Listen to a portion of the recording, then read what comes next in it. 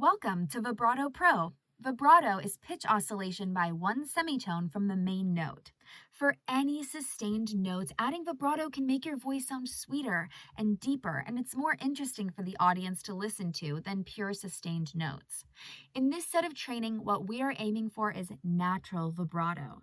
It comes from a subtle pulsation of airflow together with a change of your vocal cord tension.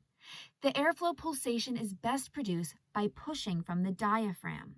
So you'll be doing burst breathing exercises every day to build up your diaphragm control. We'll also do stretching on our vocal cords to relax the airway for vibrato.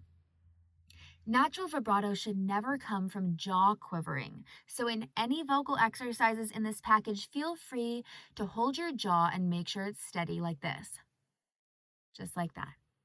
Pitch bending should only come from your diaphragm pushes and vocal cord relaxations and not from jaw motions. In the coming week, we will focus on airway vibrations repeatedly in different registers, from heady high notes to chesty low notes, because vibrato feels different in these different registers.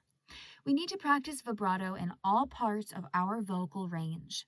So come in and work out every day. Muscle memory will be built up by this repetition.